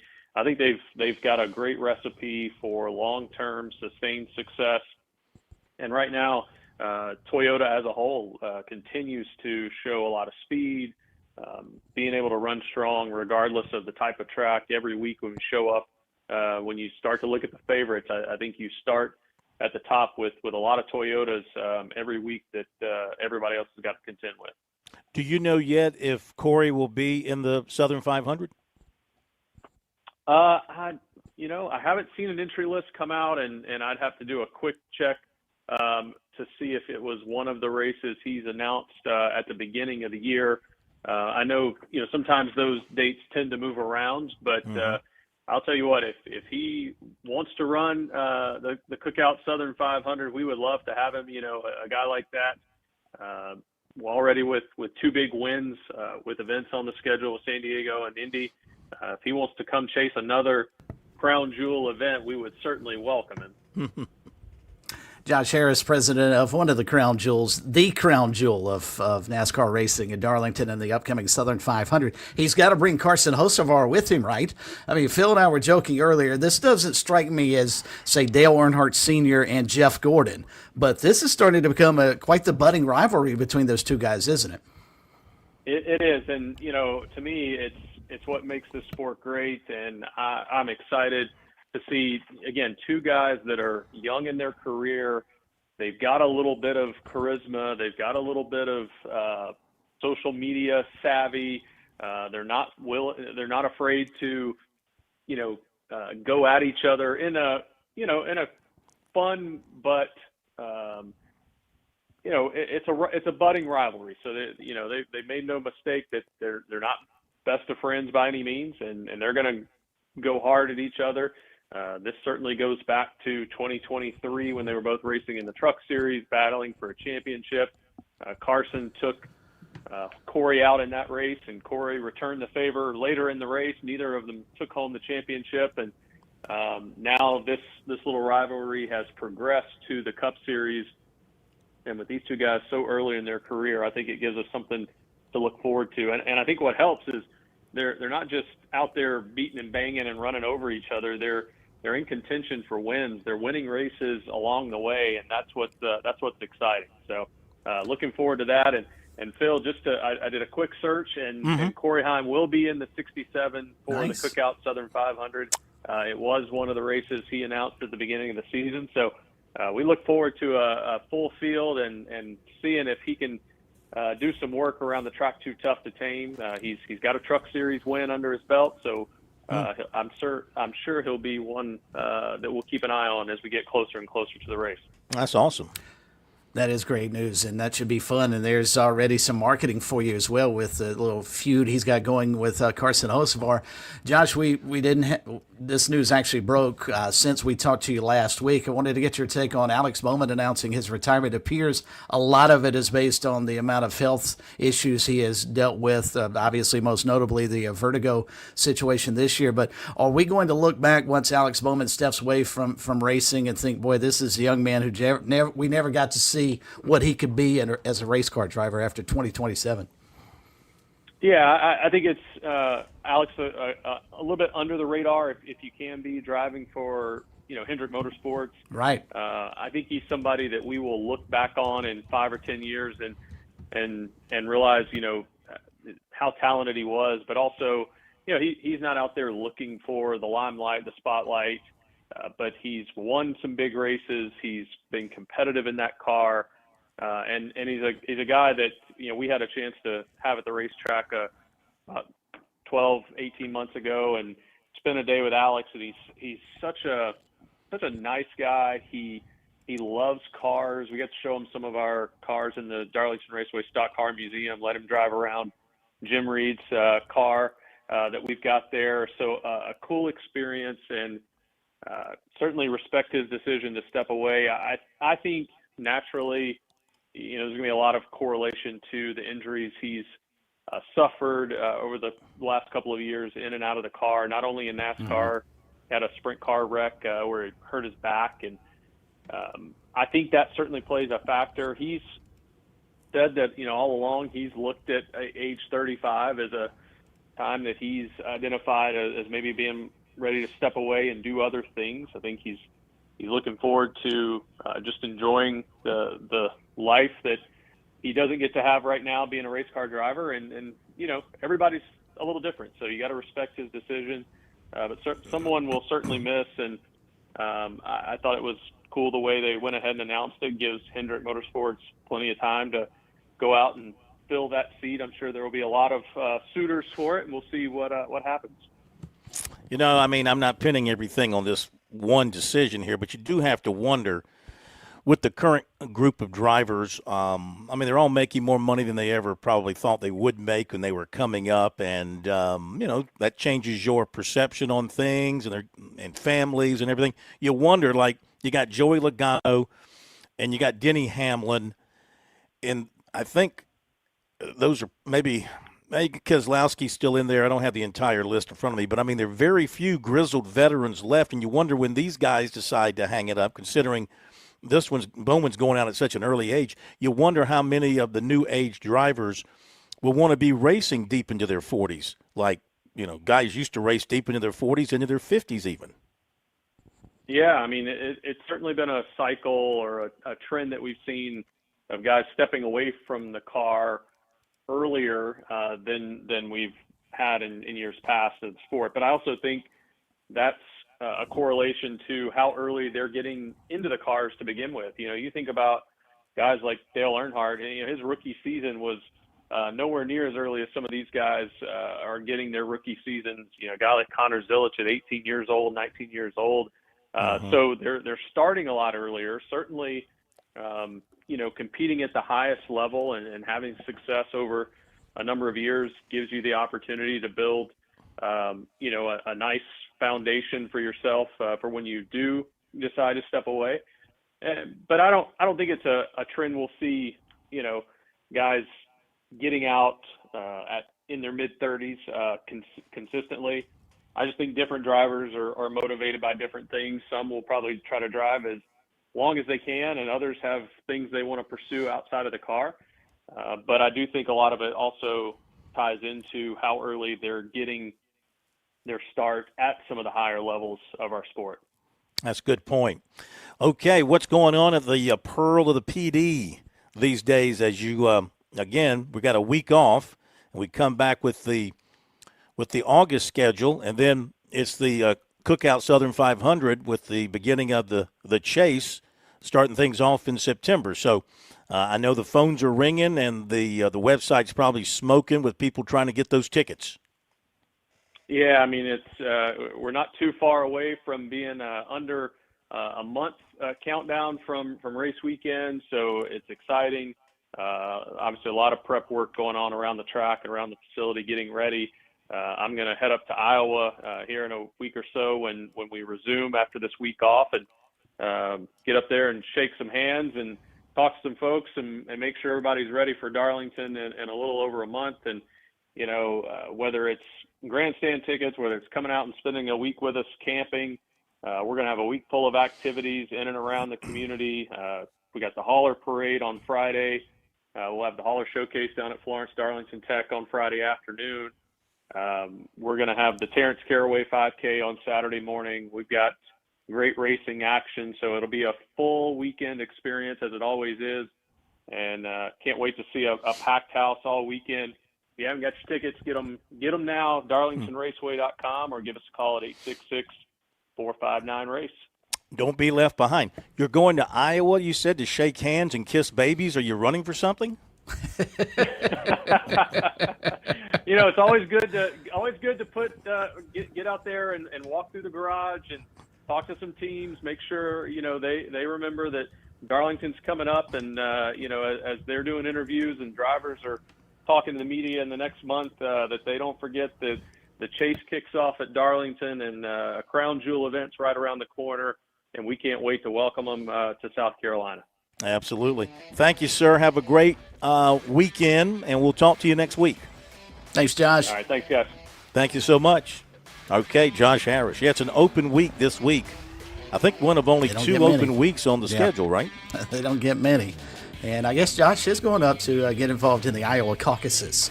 You know, those usually the first of the primary, so might as well start quickly. Going to run for mayor of Darlington or something. Okay, we'll be right back. Looking for thrills? Then welcome to the South Carolina Education Lottery, where excitement's the name of the game, and every chance at a win Just one more. Come on, so close. comes with the chance of a whiff. Ugh. Well, no biggie. Nicely done. You handled it like a pro.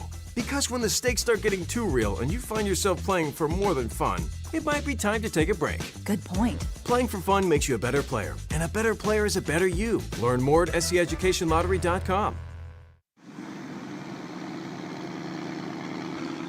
This is Major Billy Downer with the South Carolina Department of Natural Resources. Boating season is right around the corner here in the Palmetto State. As you get ready for this spring and summer, make sure your registration sticker is up to date and you have a copy of your registration card on board your boat. For more information on boat registration and answers to common questions, visit dnr.sc.gov.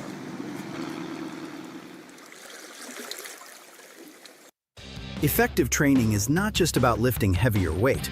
It is about producing force with control. The Tsunami Bar was developed in 2012 to enhance high-intensity workouts while helping reduce joint stress. Its flexible design creates controlled oscillation, requiring your muscles to stabilize and work together throughout each movement. This promotes greater muscle activation, improved balance, and stronger functional performance. Tsunami Bar Sports is committed to continuous improvement, delivering dynamic training tools for individuals at every fitness level. Whether you are focused on long-term strength, injury prevention, or improving rotational stability for sports like golf, Tsunami Bar training supports total body performance. Discover more at TsunamiBarSports.com. Visit TsunamiBarSports.com. That's TsunamiBarSports.com.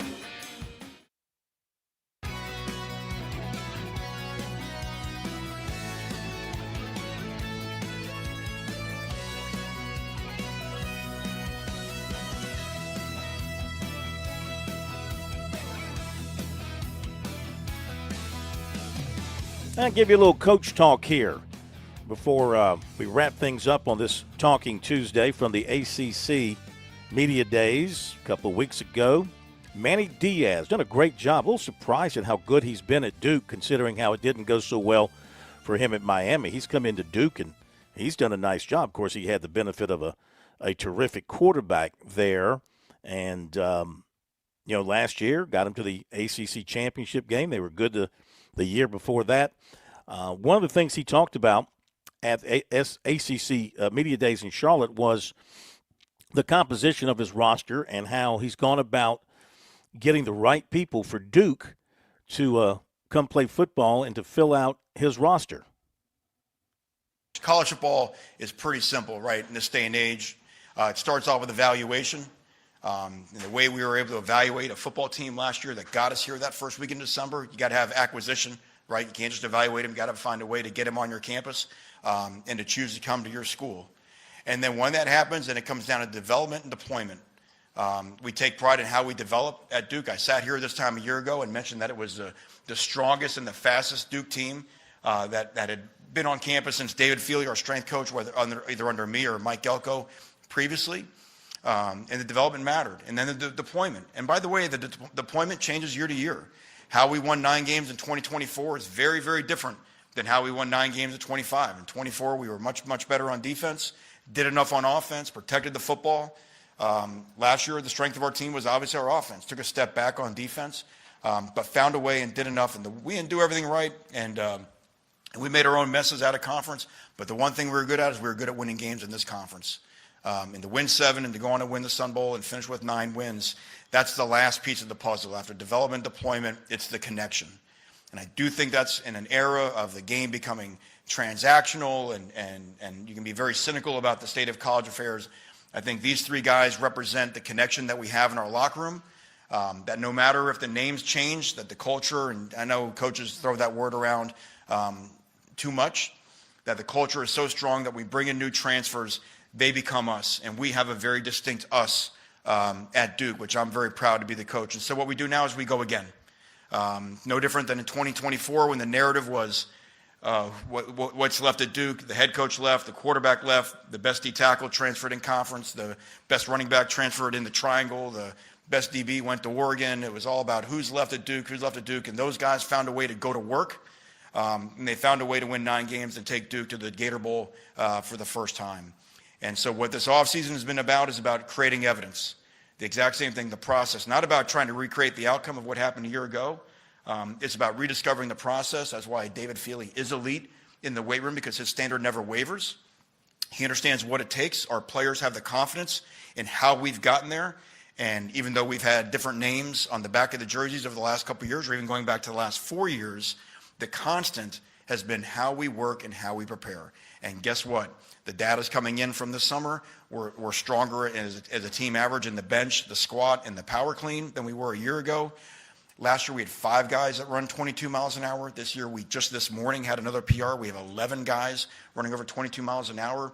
We have in the mid-60s. I think we have 67 guys that run over 20 miles an hour. That's over 2/3 of our football team. That's counting the able bodies. So our guys are seeing real tangible proof that if they just follow the program, if they follow our process, if they follow the system, they get better. And ultimately, that's what all this is about, is getting our team as good as it can be to be ready to prepare, to perform for everybody when we start the season Labor Day weekend. Well, you got to like what he says and how he says it. He's very confident in his system. He's very confident in the way they do things at Duke. He's very confident in the people that they bring in.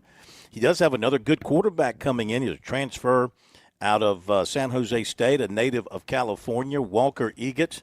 Over 3,000 yards last season, 17 touchdowns, 9 interceptions, 59% completion. So he's not bad.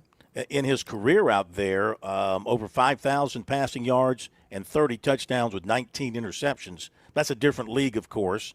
And he's no Darian Mensah, though. No, I'm saying he's no Darian Mensah. Against Stanford last year, he did throw 58 passes. He completed 36. That was against Stanford. Against Texas, he faced Texas. He went 21 of 42 for 188 yards. No interceptions, a pick. Against Stanford, he went 36 of 58, 473 yards, 3 touchdowns, no interceptions. Anybody else any good? No, that's a 2 big games. So, I mean, Stanford's not a very good team, but still 473 yards ain't bad. So they got a guy that can distribute the football there at Duke once again, which, might keep them on the competitive side of things. And Duke and Clemson, of course, will be facing off the penultimate they're going to play on a Friday night, I think, in Durham, the penultimate weekend of the season. Mm-hmm. Plummer, you know what penultimate means? Just checking here. I do not. Nope. Okay. Well, you can look it up. It means cupcake weekend. Well, which no, it used to be. No longer exists. Yeah. No, penultimate means the next to the last. Mm-hmm. Like Sheldon doesn't know either, so the next weekend is the last weekend of the regular season, so the weekend before becomes the penultimate weekend of the regular season. So I like Manny Diaz. He gets it done. Gets it done. A couple of text messages from the 803. Phil, a lot of these high school players are leaving the state for states that allow NIL for high school students. That's going to be an issue for our state. Okay. Well, I've seen them going down to Florida. I've seen this one going to North Carolina. Where else are they going? California. Saw one going to California. Yeah. Mm-hmm. And from the 843, who would be the backup quarterback for South Carolina if Lenoris gets hurt? Cutter Woods going into the season. Cutter Woods, Landon Duckworth, those would be the top 2. I think Cutter Woods is the backup. How much experience do they have? 0. Well, Cutter Woods got a few snaps last year, but nothing meaningful, and Landon Duckworth is a freshman. So, yeah, if something happens to Sellers, they'd have a bit of an issue there, I would say. They better keep him healthy. Cutter Woods threw 8 of 11 last year for 69 yards, 1 interception, and no touchdowns. So yeah, there you go. That's your backup. Yeah, not much experience at all. If you're looking for a Braves game tonight, by the way, they've been rained out up in New York. They called that early today. Heavy rain in the Big Apple. They're going to try and play 2 tomorrow. After last night, that's not necessarily the worst thing that happens to the Braves. Good grief. South Carolina Football Hall of Fame has announced they've opened up their nominations for their next class. Need to get your nominations in before August 16th. So the official ballot is now out and available on their X page, SC Football HOF. And tomorrow night, among other things tomorrow night, we'll be talking South Carolina baseball coach Kevin Schnall will be with us at 6:35. So look forward to having him on with us now that most of the roster is set. Look forward to that and everything else. Thank you, Bergie. Yes, sir. Enjoyed it. Thank you, Plummer. Have a great night, everybody.